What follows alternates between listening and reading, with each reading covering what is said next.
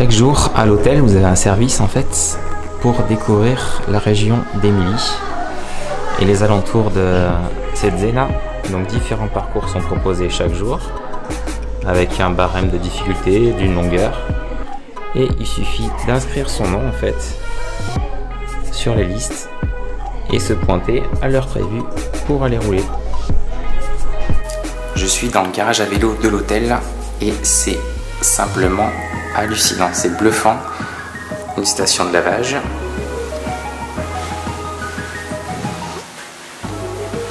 un atelier de mécanique et derrière moi le garage pour mettre ses vélos.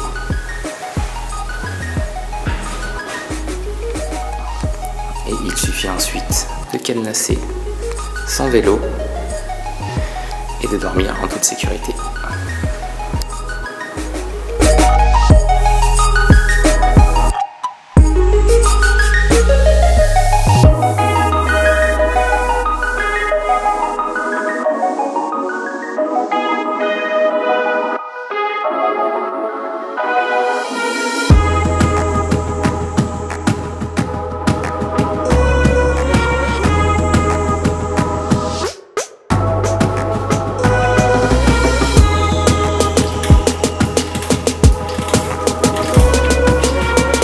Dans la salle de gym du Lungmar Bike Hotel. Donc on peut voir le cadre qui est assez somptueux face à la mer Adriatique. Aujourd'hui la météo est pas géniale, donc du coup c'est l'occasion d'en profiter un peu au sec avant d'aller chercher les dossards cet après-midi.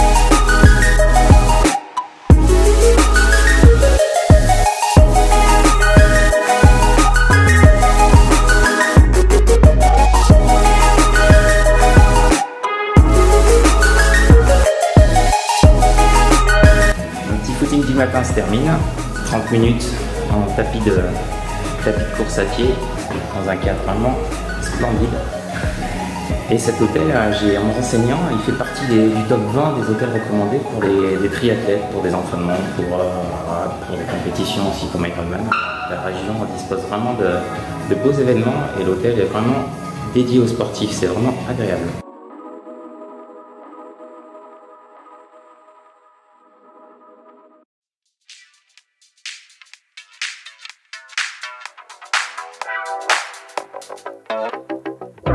C'est l'heure d'aller retirer son dossard Ironman Italie. Important pour retirer son dossard, donc la licence, sa carte d'identité et le petit QR code. Hello.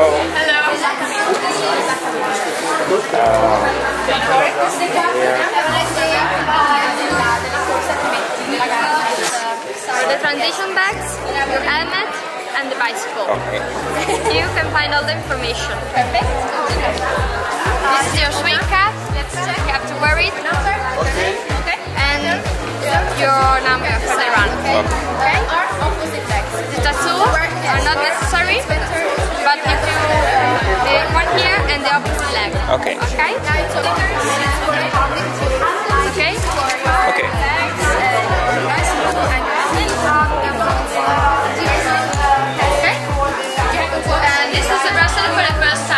Okay. So you have more with you. Thank you. See you. Et maintenant, on va faire un petit tour dans le salon des exposants. Donc, on a énormément de merchandising, de goodies sur Ironman et Italie. Le stand Oka, partenaire de Ironman, Santini et un peu plus loin Energy et Roca.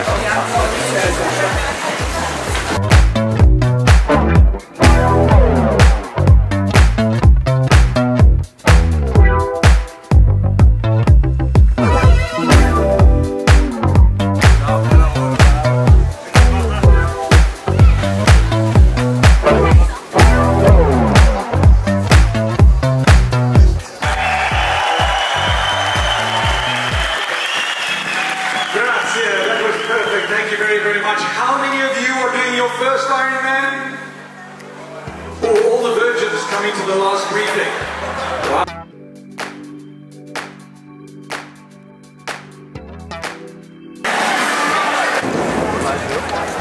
Je viens de terminer le premier briefing. Donc voilà, c'était important je pense de y aller parce que les règles sont assez strictes. Et là, je vais aller sur le bord de la plage pour montrer un peu le décor. That's the finish line over there, and that's basically where you get in the swim in. Then look there, right, and right again and back here, then you run out. All the way to the transition. So it's a really long transition, a kilometer almost. Yeah.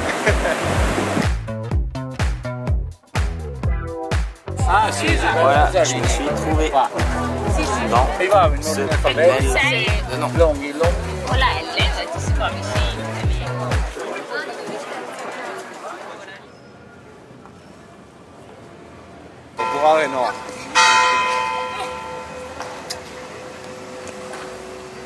Aujourd'hui, je suis allé à Bertinoro, donc ce sera le passage, la seule difficulté, la petite colline qu'on surmontera voilà, après 80 km de vélo et on refera cette bosse de 2 km à 2 reprises. Donc là, je vais les reconnaître et puis j'en profite pour faire un peu de tourisme dans ce charmant petit village de la région d'Emilia-Romagna.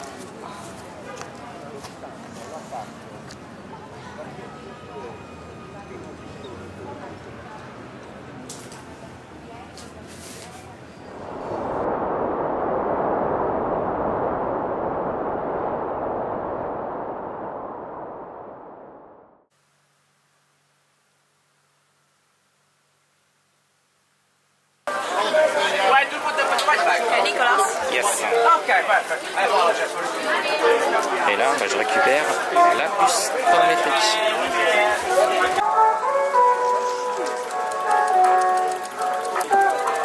Donc, vendredi, donc on va déposer le vélo et les 2 sacs de transition donc sur le parc à vélo. Et comme vous pouvez le voir, il est assez gigantesque.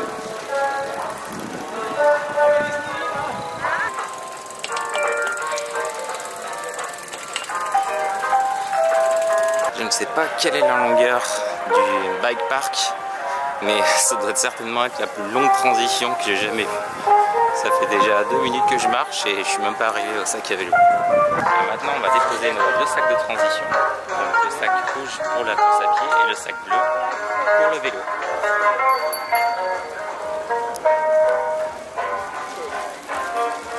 Il faudra veiller à bien retenir le numéro 1357. Dans le sac pour le vélo, on y met le casque, les lunettes, le dossard, une paire de chaussettes et des manchons de compression. Ça peut aider. Et dans le sac rouge, il y a mes chaussures, quelques gels et ma casquette.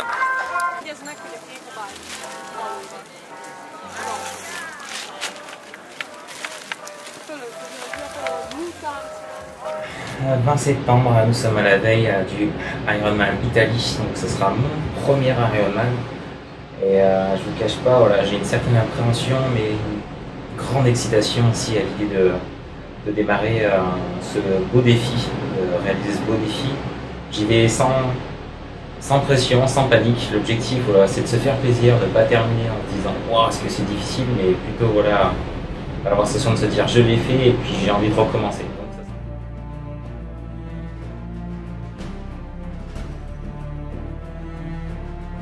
Samedi 21, le D-Day, H-2, 3, et voilà, on va partir à 5h20 sur le parc.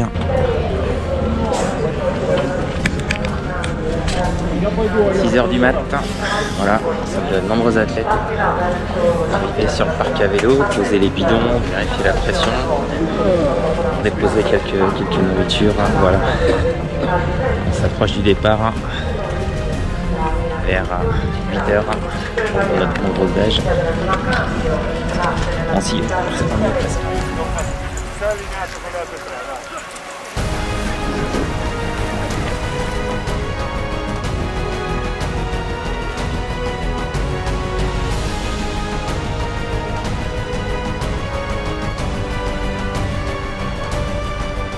sommes au lendemain du Ironman Italie. J'ai eu cette proposition de venir faire Ironman Italie avec la région d'Emilia-Romagna qui m'avait contacté.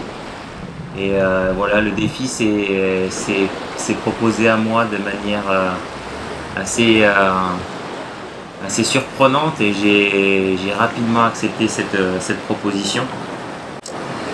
Sans entraînement spécifique à pied, après j'ai un bon moteur, une bonne endurance en vélo.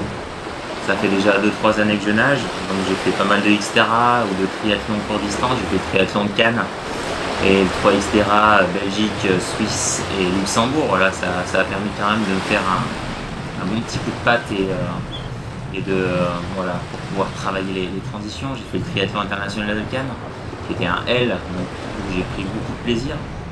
Donc voilà, je savais que j'étais capable d'enchaîner les disciplines. Après, à arriver à faire un Ironman, c'est quand même un autre monde.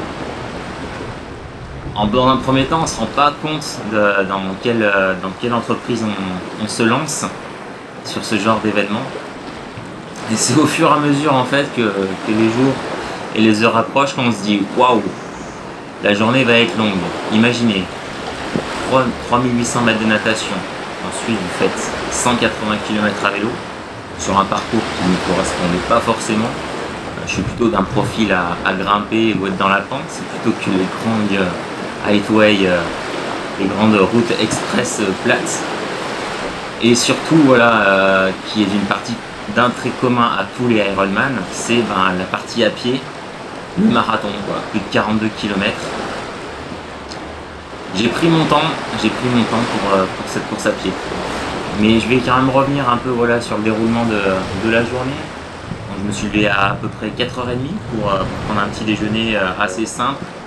La veille, je m'étais quand même bien rechargé en hydrates de carbone, hein, ce qu'on appelle, donc des glucides, manger des pâtes pour faire le plein de glycogène dans son foie. Et puis le matin, voilà, pas trop manger sucré pour éviter les pics d'insuline trop et puis prendre un coup de moins bien pendant la natation. Et puis après, les départs se font de manière en rolling star. Donc les pros partent en premier et ensuite on a différents sas suivant les groupes d'allure, suivant l'allure à laquelle vous nagez, si vous souhaitez nager en moins d'1 heure, et ensuite par tranche de 10 minutes. Et après on part par vague de 10 secondes. Voilà, toutes les 10 secondes, une vague de coureurs partent. Donc ça évite la cohue, de se prendre des coups. Et voilà, sur cette première natation, déjà l'air était frais et l'eau était chaude. Donc c'était plutôt agréable de rentrer dans la mer Adriatique. Le sel, très salé. Les conditions étaient parfaites, malgré une houle, mais pas méchante. Voilà, conditions parfaites, eau très salée. Et puis voilà, on a eu une petite surprise, c'est qu'on avait un banc de méduses, une espèce de gel qui a piqué le visage. C'était assez horrible, on se demandait ce qui se passait. On a eu un peu cette sensation voilà, pendant tout le reste de la course. Ensuite, sorti sur la plage, donc, Ironman Italie a cette particularité, c'est d'être quasiment la plus longue transition du circuit. Comptez, j'ai mis 6 minutes, voilà, en ayant pris mon temps, hein, mais j'ai mis 6 minutes pour faire les transitions. Partie vélo. Impeccable, je suis parti rapidement, j'ai fait un milieu de course à mon avis un peu trop poussé puisque je fais quasiment 40 km/h de moyenne sur une section de presque 40 km. Après je l'ai payé je l'ai vraiment payé, j'ai eu mal aux jambes. À l'approche de l'arrivée, voilà, j'ai coupé un peu mon effort pour récupérer pour le marathon. Donc sur le vélo, manger les premières heures, j'ai mangé solide, des barres. Après j'ai adoré, c'est que depuis tout le temps, je mange de la viande séchée de biltong. Ça passe vraiment bien, c'est salé, c'est protéiné. Et la dernière heure, voilà, éviter le solide et privilégier voilà, des gels. Voilà, moi je prends des gels gus, ça passe plutôt bien, en gel et au plat. La transition, pareil, j'ai pris mon temps. Voilà, je me suis arrêté et satisfaire des besoins naturels sur la transition, histoire de partir léger.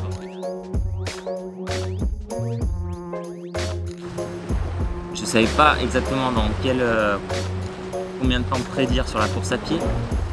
Et voilà, il faut compter 3h15 pour une bonne allure. Les meilleurs tournent en moins de 3 heures. Et puis c'est du kit double. Après le marathon, on est quasiment sur des temps équivalents en vélo. Si on correspond 3h15, 4h55 à vélo. Donc le temps peut être très long. Bon, il y a des ravitaillements vraiment tout le long du parcours. Tous les 3 km, il y a une zone de ravitaillement.